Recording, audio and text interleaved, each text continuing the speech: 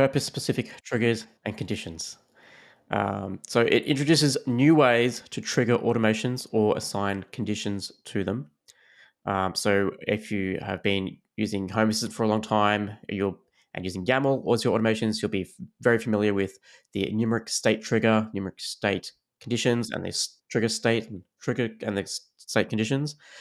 Um, that they've been there for a while, and they still stay today.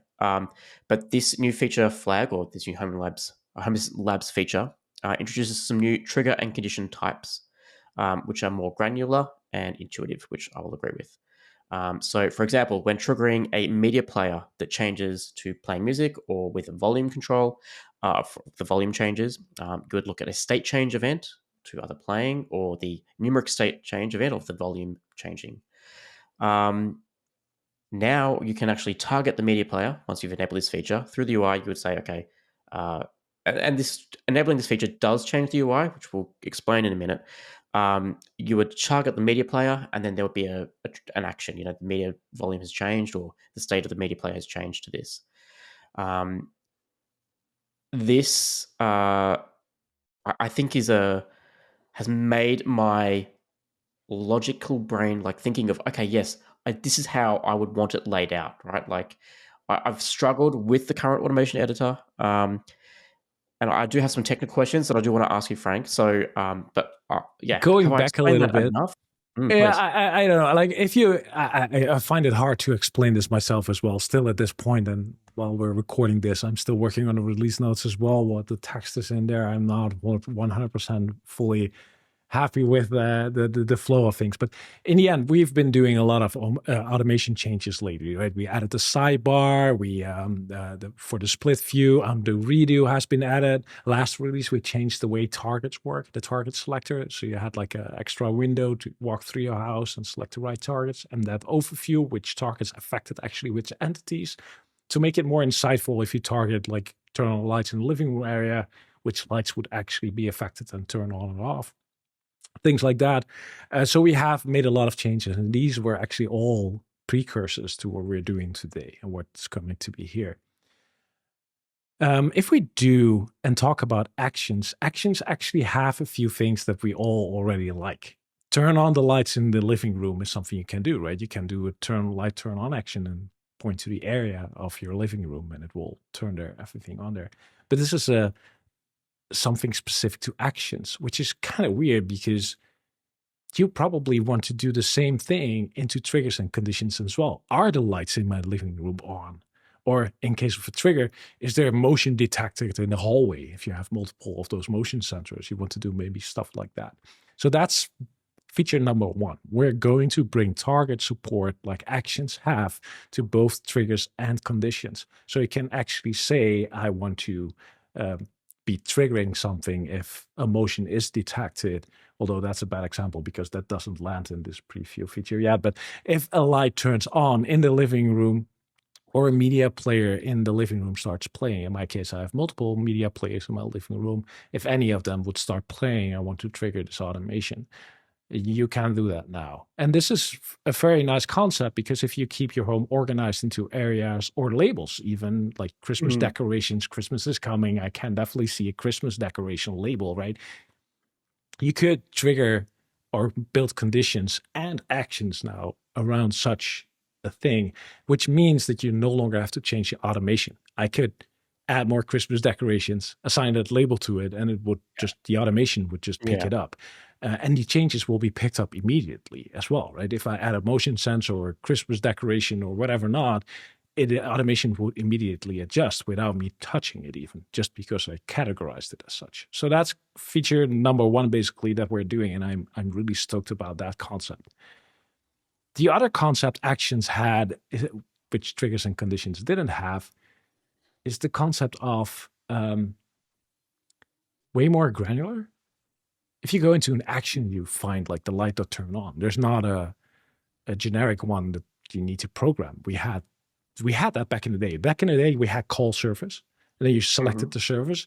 And about 2 years ago, we spec'd the service layer out of it. We now have a whole bunch of actions, right? And it feels so natural. I want to turn on this light. I want to turn up this thermostat. I want to start a vacuum cleaner. I want to play media.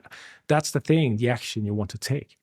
But Yeah. if you go into today, if you go into triggers, and now you want to trigger because of a volume changes of your media player, then all of a sudden you have to know how the state machine works. You have to know you need to select a numeric state trigger. You have to know you need to select the volume attribute. If you want to do below and above, you actually need to know that the volume attribute in the state machine is between 0 and 1. So for 50%, you have to do 0.5, which is super confusing. This is not anyone would ever understand. And you see people struggle with this coming to home assistant as well, right? They feel immediately making their first automation so difficult because they have to know what state triggers are and numeric state triggers are. And they're amazing and they're not going away. Don't worry if you're listening in right now, what's happening. All your existing automations keep working. If you love the state trigger, please, by all means, keep using it. But we're going to add, just like actions have, a whole lot of triggers in our spectrum here. Triggers that can do things like motion has been detected or the media player started playing. And those purpose-specific triggers, and thus also conditions, make it much more simpler to configure. So let's say the motion detected trigger would actually be delivered, and I hope it will be in next release preview feature. But just imagine how that would work, right? If motion is detected in the hallway, turn on the lights in the hallway. That would be your automation. There's no entity in there. There's no thing in there that actually is subjected to change. And if you change your hallway and change out the lights or change out like your motion sensor, it doesn't matter. It remains just like if light is detected in a hallway, turn on lights in the hallway. It's that simple. And I think the way we think about automations will drastically change because of this. We're more thinking about what is happening and what would be the result of this, more than what's the value in my state machine. Yeah. And what I like about this is it's more like it's what you said initially about being able to add or remove or swap out devices and do those kind of things, right? Like, which you can kind of do that today with labels, right? Because that's kind of how I have my automation set up today, even But prior not in your to triggers. this, but not to my triggers, Yes, right? exactly. And I think that's really nice because my triggers are still sometimes listed, right? Like, hey, I have this, I have this, I have this, and then I trigger ID, and then I filter to whatever, right? So this might be a much cleaner way of doing this, I think, right? And I really like that part of this.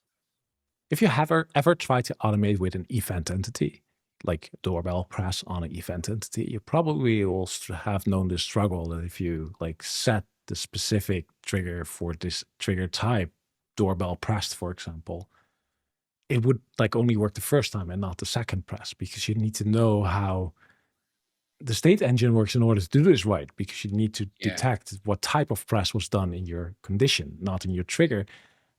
Most people struggle with this one. We have so much documentation around this and so many comments and people still don't understand it. And that's okay. I get it too.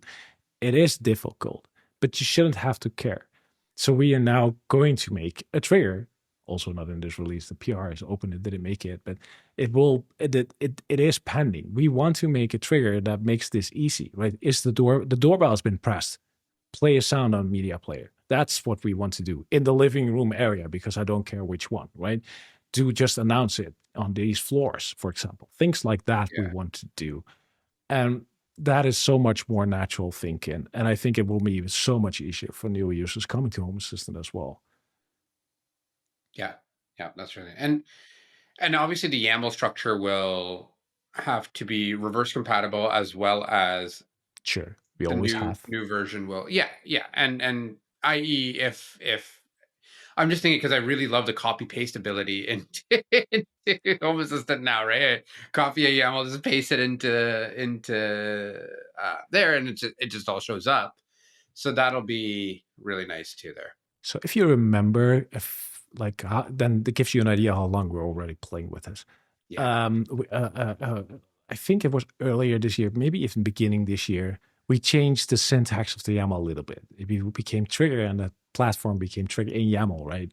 It yeah, became more natural, and that change is actually leading already into this because we're now in the syntax, where you normally say action column, which previously, by the way, was surface, where you put in light dot turn on, we now have trigger light dot turned on. It happened. And in the condition, we have light dot is on because you want to know if that's the case, right? So even in YAML, we try to make the syntax really natural into how you feel and how it sounds and how it should be. It's very similar to how actions work, except the naming is a little bit different because it's, is it on? That's what you want to know. That's the condition. Did it turn on? It turned on, so trigger it, or turn it on as the action because I want to turn it on. Right? So that's the naming has been adjusted, and the syntax is very familiar. It's very similar to what's already there because we already did that in the past. We already started prepping for that, so it doesn't feel weird at all. It's well thought out, right? It's like you had this vision for like a year, and you're like, okay, this is how we're gonna get there. Yeah, and I have to give credits to JLo a lot here, by the way, because like I always wanted triggers to be in the UI. JLo took it a step further with like the smashing it back, and now like for the actions back in the day, and now driving this part from a product end and automation in making this more natural.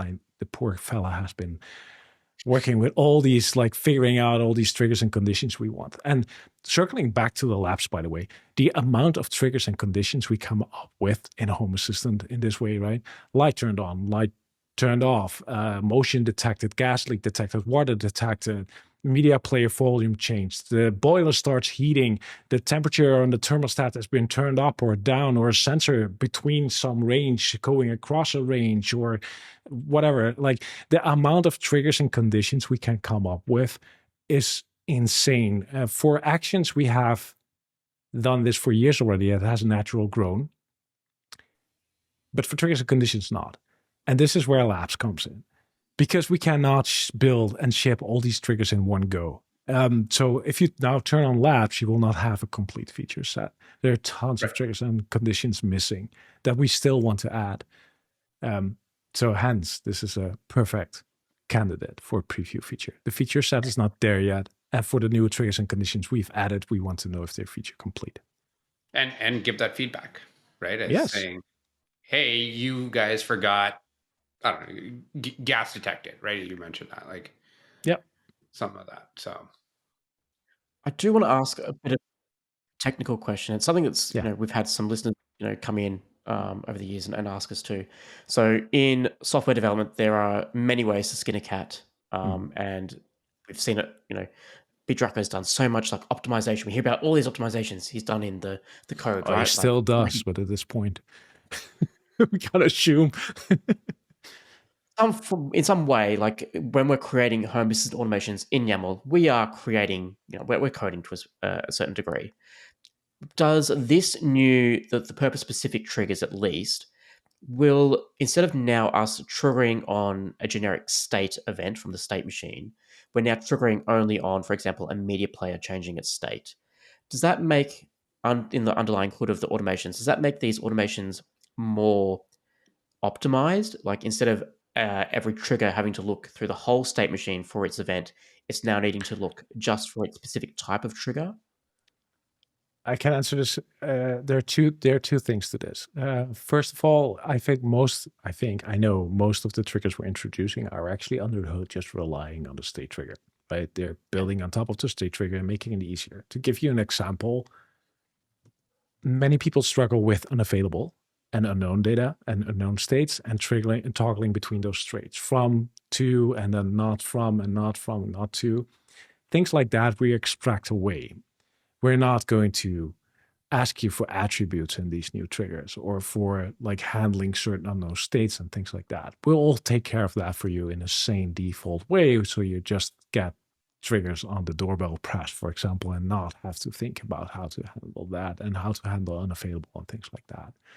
So in that way, they are made easier that you don't have to know the quirks. You just want to trigger and ensure it triggers on those cases they actually set. So it's more, you don't have to know the state machine. Again, back to that one. So that's one. The second one is because they are now extendable, and can be provided by integrations, because it's literally the light integration that provides the light triggers, and the sensor integration that will provide the sensor triggers, right? And the media player integration that provides the media triggers. It also means that other integrations can now provide triggers and conditions. So let's say your favorite energy supplier has, I know there's some country, I use this as a sample quite a bit, but there's a country somewhere with an energy supplier that has 1 hour of free energy every day, and that's probably then the cheapest hour. Australia, we're about to get 3 hours for free every day. Right. But the moment of the day can change in this particular case. So you not always know when it's the cheapest moment. Even if you have something like, I want to have the cheapest moment, there are providers like, I'm with Tibber, and Tibber actually knows which moments are cheaper. They could now actually, as the integration, expose specific triggers for their integration into the UI that triggers when the energy is cheap. So if you then build an automation to charge your car, it could be use this Tibber trigger or whatever energy supplier you have that triggers when the energy is at the lowest price, and then start charging my car. Things like that are now possible. So this opens up tons of doors for everybody that builds integrations to make more purpose-specific triggers. And what we want to do right now to prevent everybody like building a load of triggers for things that we should deliver from the baseline, we are building it for every building component we have, like light, like binary sensor, and all those things you're familiar with, climate. That stuff should just be provided by us and already working out of the box. And that should be the baseline feature set. And if there's something that we do not cover, an integration could cover for it themselves. That could be very specific to them. Would you have a recommendation, like if we're writing an automation, I know we're getting on a bit of a tangent here, is there an efficient way to write an automation, like to use less resources when needing to trigger or run I conditions? actually saw an example 2 days ago on a Dutch forum, Tweakers. I saw an example from somebody who's tried to debug their automations, and they actually had a very big trigger, like triggering a whole bunch of entities, and then in their action they had to choose. And there were 2 cases in the choose that were catched, and the others will always go to default, which was empty, meaning they would get a lot of things triggered and the automation would run a lot of time. And his complaint was it's not working, but I cannot see why, because if I look in the traces, I will see all traces going to the default, which makes sense because that's a lot of stuff that records, right? So how to effectively deal with automations? Like try to make your triggers specific if you can. And if you can, like look at your conditions, because conditions are often overseen by many people, but a condition actually determines if the automation should run, yes or no. So if you stop those runs at that point because the condition doesn't match, then you also prevent like the thing from being triggered, you prevent it from being a stack trace recorded, it makes your debugging way easier. You can also test your triggers up front, right? And your conditions up front, but you can still run it forcibly by passing the conditions, so you can still test it. I think that's something that I would definitely recommend. I'm not the example of building automations. I am somebody who builds automations in a different thing. I should blog on a different way. I should blog about that once. But I'm more somebody who tries to build automations in such a way that it doesn't matter when you trigger the automation. It will always ensure things are in the right state. For more technical people, I've originally back in the day contributed to Ansible. I'm very much used to that concept. And it's a concept I also apply inside of Home Assistant in my automations. It's a different way of automating. I'm not sure if it's better. But if you want to make your automations efficient, don't trigger on too much and make sure you put in conditions to not like that. But in general, automations are not necessarily a performance bottleneck for us. Okay, that's good to know. Right. I know it's something, come up a few times, and I was like, I wonder if there is like an efficient way to write that automation. That's good to know. Talking about the automation changes, by the way, because we skipped one important topic here. There's one change that's not discussed yet. If you enable this new purpose-specific trigger, not only will the triggers and conditions change, but the way you add your triggers and conditions and actions will change. There's a new dialogue. That's true. You have the UI has changed. I did mention that sort of, and what said we'll go into it, but yeah, we did completely skip over that. You're right. Yeah. The new UI, so it does move things around, completely shifts things around so that it's more logically laid out. It's more like a hierarchy, I would say. So you start off with your areas, your labels. Did that have to go through a lot of like a design process to sort of decide on? Yeah, user research and design in general, but this is more how you approach it. So besides thinking about what you want to do, right? I want to trigger when motion is detected. There's another part here, and that's where. And that's often where your journey starts, right? You want to turn on the lights in the living room. That's your purpose area. Finding the right trigger condition and navigating to and through a huge list. If you look at actions right now, you have to know the domain, right? You're looking for the climate domain because you want to do something with climate because it's the climate entity, although you're actually looking for your thermostat. It's a little bit confusing at times, but it's probably more what can I do with this device or what can I do on the floor? So if you now open up the dialog you have, there are multiple tabs. So the old tab of just list my triggers and list my actions or list my conditions is still there. And there's also a tab for building blocks. Those are still there too. The default tab now, however, is the target. Because everything now supports targets, you can start by selecting your target. In this case, for example, living room or this specific Sonos media player in your house. And as soon as you selected that one, the list of triggers and conditions available will be filtered down to give you like this works best for this one, and these are available for the thing that you've selected. Meaning you don't have to go through a huge list of available items. You just get the items that are applicable to the thing you want to automate with. It's just another way to approach it, right? Instead of approaching it like I want to turn on lights, you're like, hey, I have this living room lights, and then you get like, okay, you can turn it on, off, or change the brightness, for example. Right. It's That's nice. the turned around approach. Instead of going from Yeah. I want to do this service action call, you're going from I want to do something with this device. What can I do with it? And I think that's what I really struggled with with the current UI. Like you would select a device, you would just get like completely irrelevant stuff, right? Yeah. Or you would go the other way and you try and choose. All right, where do I go to find this? Right? It was easier for me to go. Oh, let's just go back to entity ID and action. Right, like I can undo it that way. This is like just give me the relevant things, right? I don't care about that random service call that I never use that's there for a legacy reason. Just care about is the thing.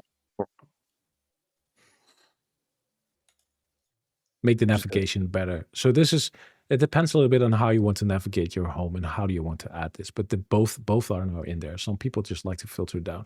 And I think one of the next steps, maybe in the future, but I'm now speaking up front for the ideas we have, but it would be even possible to say like this device specifically we know is a 3D printer. This is more interesting than that status light toggle that's on there. You want to maybe Right. have the triggers for the print job finished is probably the most important one. Push that one to the top, right? Recommend that. Or we see stuff in this automation already happening. It's a very light handled automation. The automation triggers for lights probably should be shown more earlier than so we can oh this is something you use often. We now have way more abilities to do stuff around your home that are more relevant. We know what you're looking for. If you drill down through your home, we can offer better suggestions in the future too, but that's not there yet. Right now it's just like, hey, I have this device, I have this entity, what can I do with it? And you will only see the triggers, conditions, and actions that are relevant for that specific thing you've selected. And if you add then, at that point, by the way, it's also automatically pre-filled in as a target. So if you do living room and you select lights on and you add that trigger, it will already be the living room configured in that trigger for you Yeah. in one shot. And then obviously you can back out of that if you want to make changes, whatever. Yep.